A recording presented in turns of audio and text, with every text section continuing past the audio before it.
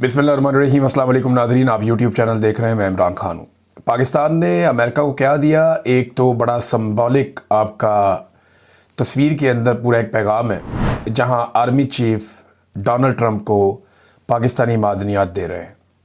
यानी ये ताजरों का काम है, हुकूमत का काम है, बाकी लोगों का काम है। मादनियात का पूरा एक महकमा, एक इदारा है, लेकिन हमारे आर्मी चीफ इन चीज़ों में पेश रहते हैं। पाकिस्तान की चीज़ें बेचनी हो, पाकिस्तान में चीज़ें लानी हो, पाकिस्तान को किसी जंग का हिस्सा बनाना हो, पाकिस्तान की मईशत हो या कुछ हो, हमारे जर्नैल जो हैं वो हमेशा पेश रहते हैं। इसीलिए फैसले ठीक नहीं हो पाते, क्योंकि ये इनके करने का काम नहीं है। इनके करने का काम है सिक्योरिटी। ये सिक्योरिटी के ऊपर अपना काम करें, हिफाजत का काम करें। इनका काम है चौकीदारी का। ये बड़े बड़े फैसलों के अंदर जब आ जाते हैं तो उसके बाद पाकिस्तान को नुकसान होता है, और ये पाकिस्तान की तारीख इस बात की गवाह है। अब डोनाल्ड ट्रंप ने एक बहुत बड़ा ऐलान किया है। इस ऐलान को आप हवा में नहीं फेंक सकते, क्योंकि डोनाल्ड ट्रंप कुछ मुस्लिम ममालिक के हुक्मरानों से भी मिला। 6 ममालिक जो है उनके हुक्मरान तो डोनाल्ड ट्रंप को इकट्ठे मिले। फिर शहबाज शरीफ और आसिफ मुनीर से भी मुलाकात की। और अब जो डोनाल्ड ट्रंप ने लिखा है, और इसके साथ साथ आप जोड़ लीजिए कि वॉशिंगटन पोस्ट ने जो बात की है, इन्हें अगर आप इकट्ठा करें तो फिर पूरी कहानी खुलकर सामने आ जाती है। डोनाल्ड ट्रंप ने कहा कि we have a real chance for greatness in the Middle East, कि हमारे पास मिडिल ईस्ट में कुछ बहुत बड़ा करने हम जा रहे हैं और हमारे पास बहुत बड़ा मौका है। All are on board for something special, first time ever.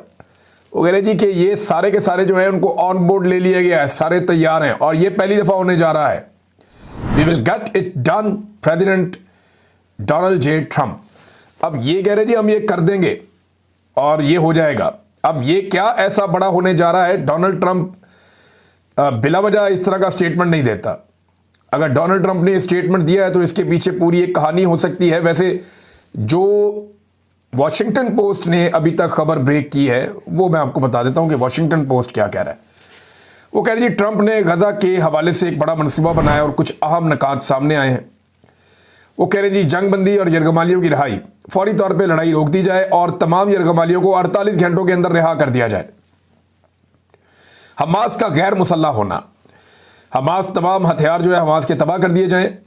वो जंगजू जो तशद्दुद तर्क कर दे उन्हें आम माफ़ी दी जाए। दीगर के लिए बैरून मुल्क महफूज रास्ता फराहम किया जाए। इंसानी इमदाद और तामीर नौ, अमेरिका की क़यादत में इंफ्रास्ट्रक्चर, अस्पताल और मकानात दोबारा तामीर किए जाएंगे। ये अमेरिका की क़यादत में होगा। तकसीम का इंतज़ाम अक़वाम मुत्तहिदा और दीगर गैर जानिबदार इदारे करेंगे। आर्जी हुकूमत, वो कहते हैं जी गज़ा में अहले फ़लस्तीनियों के ज़रिए चलाया जाए गज़ा को, जिन पर आलमी निगरानी होगी जब तक कि फ़लस्तीनी अथॉरिटी में इस्लाहात ना हो जाएं।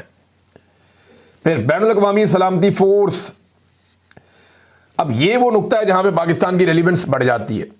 वो कहते हैं जी अरब और आलमी अफवाज गज़ा की सिक्योरिटी की निगरानी करेंगी, जबकि इसराइल बतदरीज आहिस्ता आहिस्ता वहाँ से निकलता जाएगा। देखिए यहाँ पाकिस्तान की इंपॉर्टेंस है, क्योंकि हमें जो है ना फ़ौजी बड़े सस्ते पड़ते हैं पाकिस्तान में, और पाकिस्तानी फ़ौजी जो हैं वो इन मामलात के अंदर आप उनको एक मजहबी रंग दे के आप वहाँ पहुँचा भी सकते हैं। पाकिस्तान में बहुत एक जंगी जुनून भी है और एक इस किस्म की सोच भी है। तो पाकिस्तानी फ़ौजी जो हैं अब इन्हें भी पहुँचाया जाएगा, और यही वो एक नुक्ता है जिसके ज़रिए से इसराइल को तस्लीम करने का या अब्राहम अकॉर्ड के ऊपर दस्तखत करने का बंदोबस्त होगा। ये देखें 2 दिन पहले मेरे दोस्त ने मुझे ये इत्तला दी थी, मैंने ये खबर आप तक 2 दिन पहले पहुंचाई थी। अब 2 दिन के बाद डोनाल्ड ट्रंप ने जो बात की उसके ज़रिए से चीज़ें सामने आना शुरू हो गई हैं। अब नाज़रीन कह रहे कैदियों का तबादला होगा। यरगमालियों की रिहाई के बाद इसराइल अपने कैदियों को रहा करेगा जो इसराइल के पास हैं। यानी पहले तो जो यरगमाली हैं या जिन्हें हमास ने जिन्हें पकड़ा हुआ वो पहले रिहा कर दे 48 घंटे के अंदर, और बाद में इसराइल जो है वो रिहा करेगा। फ़लस्तीनी रियासत की राह हमवार हो जाएगी, लेकिन उसके ऊपर वो कह रहे हैं कि फ़लस्तीनी रियासत के क़याम पर गौर किया जा सकता है मुस्तकबिल की बातचीत में, लेकिन ये इस्लाहात और तामीर नौ के बाद ही मुमकिन होगा। अब ट्रंप का फार्मूला ये है कि सबसे पहले बंदे छुड़ाओ इसराइल के, जंगबंदी करवाओ, फिर वहाँ पे अपने बंदे घुसाओ, फिर वहाँ पे तामीर नौ के नाम के ऊपर सारे लोग आ जाएं, एक वहाँ पे अबूरी हुकूमत बना दी जाए अपनी पसंद की, यानी जो लोग पसंद हैं उन पर मबनी एक हुकूमत बना दी जाए, और फिर एक फ़ौज वहाँ पे पहुँचाई जाए जो वो सारा इंतज़ाम संभाले और इसराइल निकलता जाए और वो फौज कंट्रोल कर दी जाए और उस फौज के अंदर पाकिस्तानी फौजी भी होंगे। और इसी बुनियाद के ऊपर ऐसा लगता है कि पाकिस्तान शायद अब्राहम अकॉर्ड के ऊपर दस्तखत कर देगा। और पाकिस्तान के अंदर मौलवी पता है क्या कह रहे होंगे? मौलवी कह रहे होंगे इससे बड़ी सआदत क्या हो सकती है। वैसे मैं हैरान होता हूं कि इन अमेरिका की चाकरी में देखिए, एस्टेब्लिशमेंट देखो तो कोई कसूर नहीं है, अगर वो ये कर जाती है इसराइल को तस्लीम कर ले तो कोई कसूर नहीं है एस्टेब्लिशमेंट का, वो यही करते हैं। पाकिस्तान की एस्टेब्लिशमेंट ने हमेशा अमेरिका की चाकरी की है, उनको कभी ना नहीं बोला, ये उनका बड़ा अच्छा रिकॉर्ड है। तो एस्टेब्लिशमेंट से तो कोई गिला शिकवा है ही नहीं। ये तो उन बेशरम मौलवियों की बात है जो मजहब को बेचते हैं, या मजहब बेचने वाली मजहबी सियासी जमातें जो है उनका मुहासबा अवाम को करना चाहिए कि तुमने सारी जिंदगी में क्या चूरन दिखाया। उन्हें आईना दिखाया अवाम कि जनाब आपने हमेशा मजहब बेचा, देखो बेशर्मो तुम, यानी जो सौदा तुम कौम को हमेशा बेचते रहे हो वो सरेआम पड़ा हुआ बाजार में, अब देखो क्या हो रहा है। और इस वक्त जब तुम्हारे खड़े होने का वक्त है तो तुम सजदे में गिरे पड़े हो। यानी इमरान खान साहब के ऊपर सारी जिंदगी इन मजहबी सियासी जमातों में और इन बेशरम मुल्लाओं ने ये इल्जाम लगाया कि वो आदमी जो है वो ये कर देगा वो कर देगा। अब वो सारा कुछ होता हुआ दिखाई दे रहा है, इनकी जबान नहीं खुल रही। मैं तरीके लब्बैक की बात कर रहा हूं। तरीके लब्बैक वाले किधर है? इमरान खान के खिलाफ तो फतवे लेके डंडे लेके सड़कों पे आ जाते थे, तलवारें लेके बंदे आ जाते थे, लेकिन आज कोई भी नहीं आ रहा। बिल्कुल ठंड प्रोग्राम है।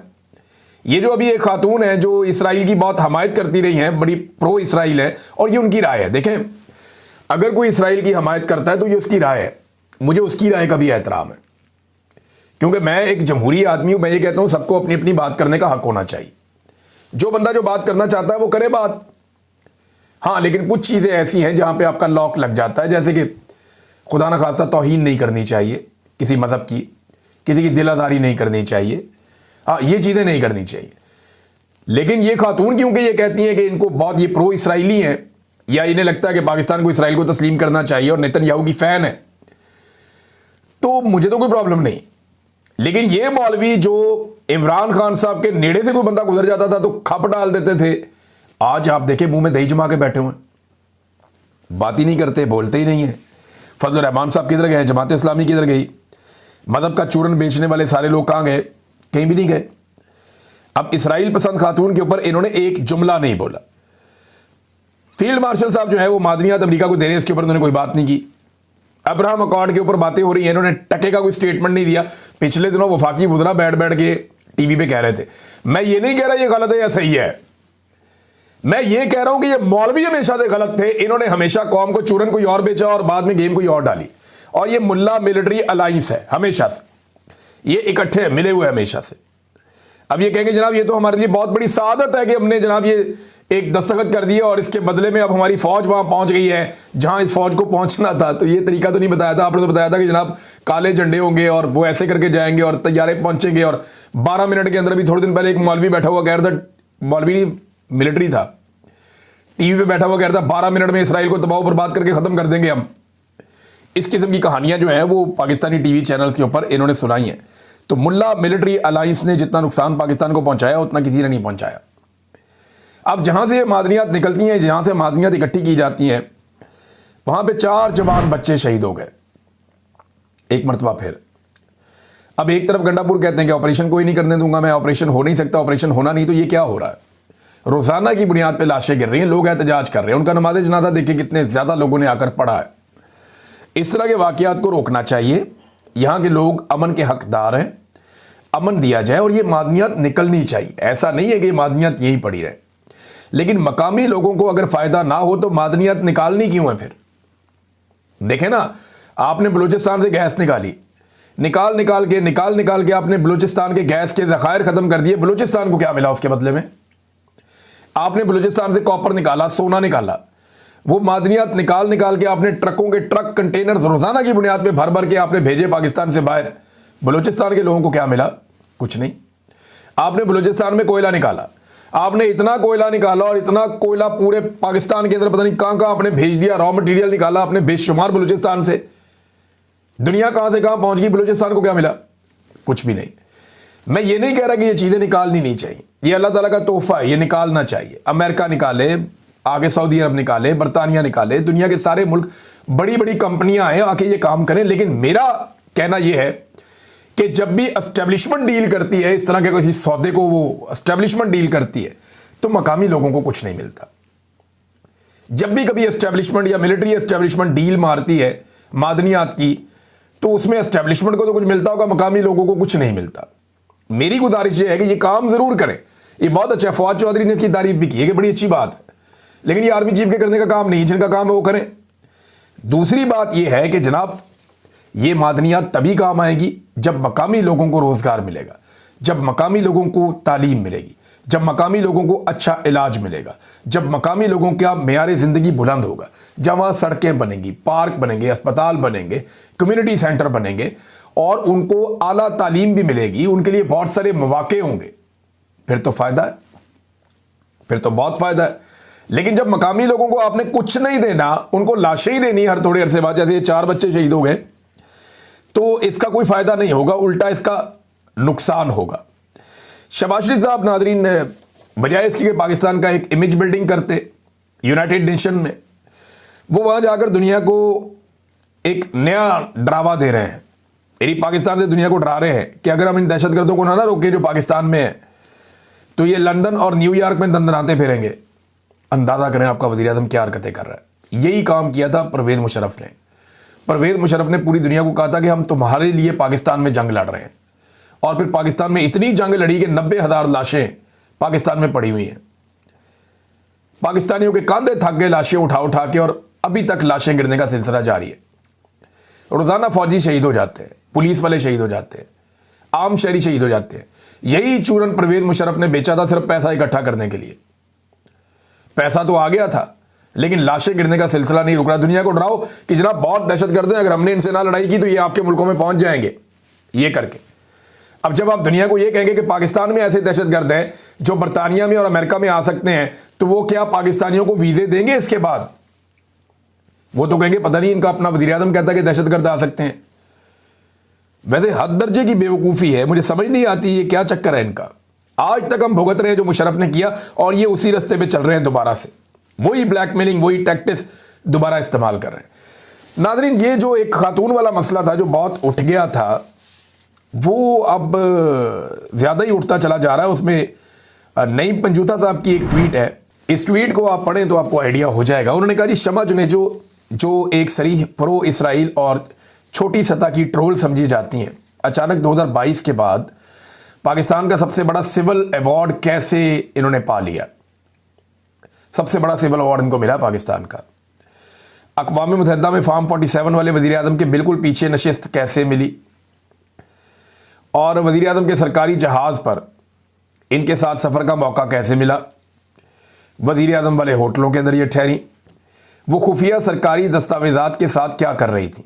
ये बड़े अहम सवालात हैं। अब जो शमा जुनेजो साहिबा हैं, उन्होंने कुछ पॉइंट उठाए और कुछ ऐसी चीज़ें उन्होंने बताई जो हैरान कुन है। ये नहीं, उन्होंने ख्वाजा आसिफ को, वजारत खारजा को और सबको झूठा साबित कर दिया। ये नहीं, अब ये आपस में ही लड़ रहे हैं। और इंटरेस्टिंग बात यह है कि जो सारे मिलकर कहते थे इमरान खान जो है वो इसराइल का एजेंट है या बादों का यहूदी एजेंट कह देते थे, वो सारे अपनी अपनी इज्जत छुपाते फिर रहे हैं, सफाइयाँ देते फिर रहे हैं, और इमरान खान ने एक भी स्टेटमेंट नहीं दिया, कुछ भी नहीं कहा उसने। इन्होंने खुद अपने आप को एक्सपोज कर दिया। अब एक दूसरे को बुरा कह रहे हैं, वो उससे जान छुड़ा रहा है, वो उससे जान छुड़ा रहा है, वो उससे जान छुड़ा रहा है। ये जरा पहले खातून की आप ट्वीट देखिए। उन्होंने कहा, मैं पिछले कई महीनों से पाकिस्तान और वज़ीर आज़म साहब के लिए काम कर रही थी। पाक भारत जंग के दौरान मेरे पॉलिसी ब्रीफ्स, एडवाइस और पॉइंट्स सब कुछ रिकॉर्ड का हिस्सा है और महफूज है। मुझे वज़ीर आज़म साहब ने अक़वाम मुत्तहिदा की तकरीर लिखने का टास्क दिया और ख़ुद वफ़द का हिस्सा बनाया। मेरा नाम बाकायदा एडवाइज़र्स के तौर पर शामिल किया गया और मेरा सिक्योरिटी पास भी इसी हवाले से इशू किया गया। मैंने उनकी टीम के साथ मिलकर दिन रात काम किया। मैंने उनके साथ सफ़र किया, उनके और उनकी टीम के साथ एक ही होटल में क़याम किया, उनकी बिल गेट जैसी आम तरीन साइडलाइन मीटिंग्स का हिस्सा बनी और जिनकी फुटेज टीवी पर भी आई। क्लाइमेट कॉन्फ्रेंस में वज़ीर आज़म साहब के पीछे मैं और इसहाक डार साहब इकट्ठे बैठे हुए थे, जिनकी मिनिस्ट्री ने मेरे बारे में ट्वीट किया कि मैं वफद का हिस्सा नहीं थी। इस कॉन्फ्रेंस के बाद मुझे प्रोटोकॉल टीम वाले AI कॉन्फ्रेंस में ले गए, जहां ख्वाजा आसिफ के पीछे बिलाल और मैं सारा वक्त ना सिर्फ साथ बैठे रहे बल्कि बिलाल नई तकरीर भी लिखते रहे। इस तकरीर के बाद हमने मिलकर चाय भी पी ख्वाजा आसिफ के साथ।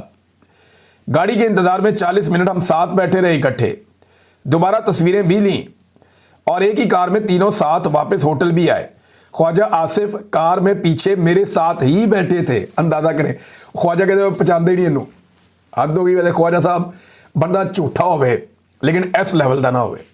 इन्हें साथ बैठ के चाय पी रहे हैं, साथ फोटोएं बना रहे हैं, साथ जनाब कार के अंदर पिछली एक ही सीट पे एक खातून के साथ बैठ के अब जा रहे हैं, पहचानना ही नहीं इनू।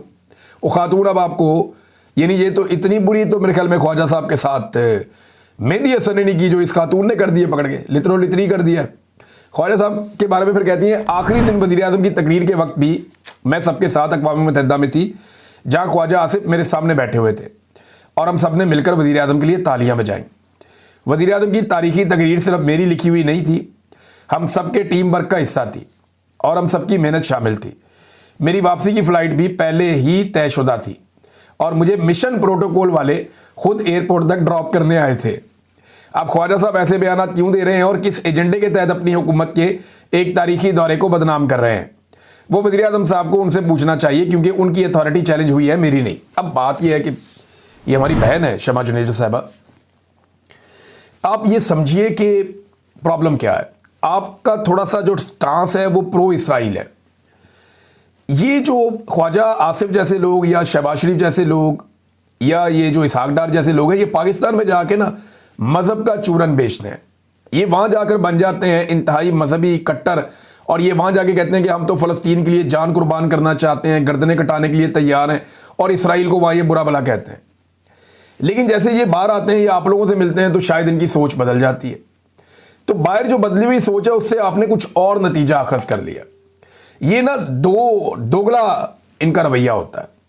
इनको हाइब्रिड सिस्टम भी बड़ा पसंद है ना, दोगला सिस्टम। तो ये दोगले हैं एक्चुअली। ये पाकिस्तान में कुछ और होते हैं, बाहर आकर कुछ और होते हैं। पाकिस्तान में जाके ये कट्टर मजहबी बन जाते हैं, बाहर आके ये लिबरल बन जाते हैं। तो कसूर आपका नहीं है, ये इनकी जबिल्लत है, ये करते ही ऐसे हैं और यही इनकी सियासत का खासा है। अब मामला ये है कि ख्वाजा साहब फिर झूठ बोलेंगे कोई ना कोई, तो हम एक और चीज़ दिखाते हैं आपको। ये देखिए, ये नाज़रीन आप तस्वीर देखें, ये स्क्रीनशॉट्स हैं। ख्वाजा आसिफ साहब ने इस खातून के बहुत सारे ट्वीट ना सिर्फ रीट्वीट किए, जिन्हें ख्वाजा साहब कहते हैं मैं पहचानता ही नहीं इसको, कि अब तो मैं इसको पहचानता ही नहीं हूँ। वो मुझे याद है कि राजा रियाज ने कहा था अब तो पहचानते ही नहीं है। तो इस तरह ख्वाजा साहब भी नहीं पहचानते।